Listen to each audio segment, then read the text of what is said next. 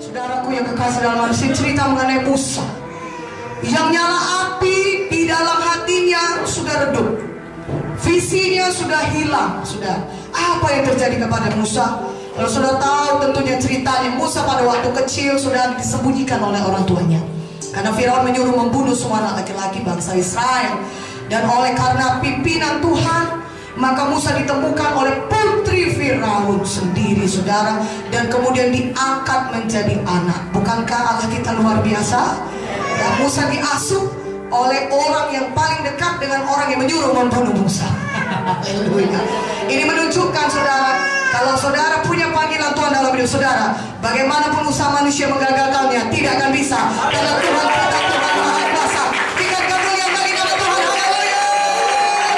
Bahkan kalau dari sejak awal pun setan mau menghancurkan saudara, tidak akan bisa, karena Tuhan kita adalah Tuhan yang lebih dahsyat dari Tuhan apapun. Katakan amin. Rencananya yang harus jadi, katakan amin. Rencana Tuhan yang bisa jadi, walaupun setan berusaha menghalangi saudara, tapi kalau Tuhan bekerja dalam saudara, kalau saudara mau menyambutnya, maka panggilan Tuhan pasti digenapi dalam hidup saudara. Katakan haleluya. Saudaraku, sejak kecil pun setan sudah berusaha mencegah yang Musa ini dipakai oleh Tuhan, ya. Tetapi Tuhan tetap berkuasa, Tuhan kita berkuasa. Dan kemudian diasuhlah dia oleh ibunya sendiri, pimpinan Tuhan juga, katakan amin.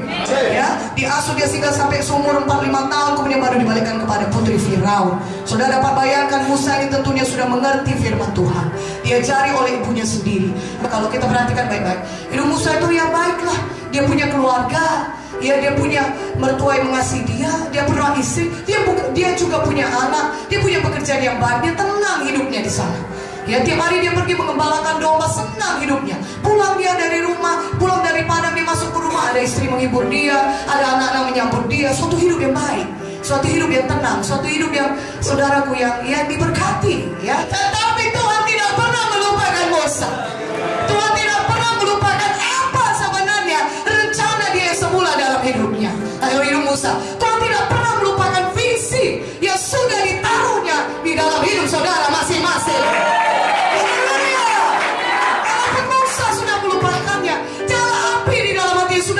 Saudaraku, ya, dia tidak ingat untuk apa dia diselamatkan Tuhan sedemikian dahsyat, saudara. Dia tidak ingat untuk apa dia dipanggil Tuhan. Dia hidup tenang-tenang, dia sudah melupakan apa panggilan Tuhan yang utama dalam hidupnya. Dia melupakan visi dari Tuhan. Tapi Tuhan tidak pernah lupa akan Musa. Tuhan tidak pernah lupa akan saudara.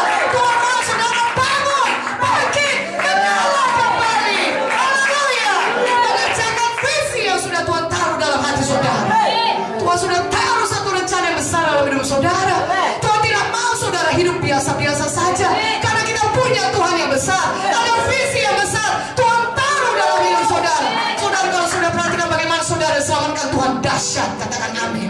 Saudara sendiri bisa berkata, tadinya aku sudah, kalau tidak ditangkap Tuhan, aku pasti sama dengan orang-orang di luar sana yang hancur hidupnya. Saudara pun dapat berkata demikian, dan itu tidak ada yang kebetulan, ada visinya Tuhan. Tuhan mau saudara genapi dalam hidup saudara. Katakan amin. Haleluya. Saudara kembali kepada visinya Tuhan yang semula, saudaraku. Karena Musa tidak dipanggil Tuhan di tanah Midian, Musa tidak dipanggil Tuhan untuk membesarkan keluarga di tanah Midian.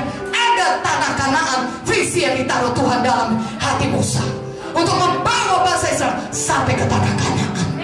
Musa tidak ditentukan Tuhan untuk tinggal di tanah Midian selama-lamanya. Walaupun dia punya keluarga yang baik, dia punya anak, dia punya pekerjaan yang baik, tapi itu bukan panggilan Tuhan dalam hidup Musa. Demikian juga kita. Jadi kita punya visi yang menyala-nyala, sudah kembali kepada visi yang semula yang Tuhan berikan kepada kita. Katakan amin. Amin, haleluya. Saudara, 3 langkah untuk menyalakan kembali visi yang telah redup. Pertama, saudara, Musa menolak semua tuduhan-tuduhan setan yang mengatakan dia tidak sanggup berangkat. Perlu diketahui saudaraku, Musanya sudah 40 tahun di tanah Midian. Suatu waktu cukup lama. Haleluya. Mungkin saudara sudah merasa bersalah. Mungkin jemaat saudara, dan saudara mengajarkan yang firman Tuhan ini. Ada orang-orang yang merasa bersalah dan berkata, aku sudah mengambil keputusan yang salah selama ini. Dan keputusan yang salah ini sudah terlalu lama aku ambil, sudah bertahun-tahun. Apakah aku masih bisa kembali untuk mengerjakan visinya Tuhan? Banyak orang lumpuh gara-gara itu. Banyak orang merasa tertuduh. Dulu Dulu aku mengandalkan pikiranku. Musa juga demikian. Dia mengandalkan kekuatannya sendiri untuk mengerjakan visinya Tuhan. Dia pikir dengan membunuh orang Mesir itu dia bisa dipakai Tuhan untuk membebaskan bangsa Israel. Tapi nyatanya bukan begitu jalan Tuhan. Tuhan mau kita tetap bergantung kepada Dia. Kalaupun ada kesalahan-kesalahan yang kita lakukan, saudaraku, dalam kita melayani Tuhan, Tuhan tidak pernah menyesali panggilannya dalam hidup kita. Haleluya. Roma 11 ayat 29. Bukalah Alkitab kita. Sebab Allah tidak menyesali kasih karunia dan panggilannya. Katakan amin. Jadi setan akan datang dan menuduh saudara, sama seperti dia menuduh Musa. Engkau tidak sanggup, engkau bukan orang pilihan Tuhan. Sudah keputusan yang salah yang kau ambil. Sudah terlalu lama engkau di padang Midian. Ya, sudah terlalu lama kau dalam kesalahanmu itu. Sudah tidak mungkin lagi mengerjakan maksud Tuhan. Setan akan datang menuduh saudara, berkata, engkau tidak cukup baik untuk jadi melayani Tuhan lagi. Engkau tidak cukup baik untuk mengerjakan visinya Tuhan lagi. Engkau tidak cukup baik, engkau sudah berdosa, dan visi Tuhan yang besar itu tidak akan pernah bisa digenapi lagi dalam hidupmu. Pada hari ini kita bangun bangkit, kita tolak semua tuduhan setan, dan kita berkata, Tuhan tidak pernah menyesali panggilannya. Kita minta ampun kepada Tuhan. Kalaupun ada keputusan yang salah kita lakukan, Tuhan bisa mengampuni kita. Tuhan bisa menyucikan kita dari segala dosa-dosa kita. Untuk itu adalah darah Yesus, saudaraku. Yang kita hidup ini karena kasih karunia Tuhan.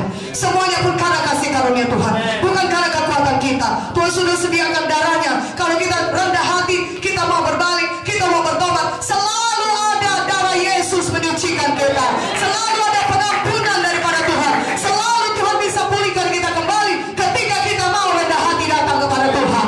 Amin. Dan mengakui kesalahan kita, dan Tuhan bisa pulihkan kita kembali.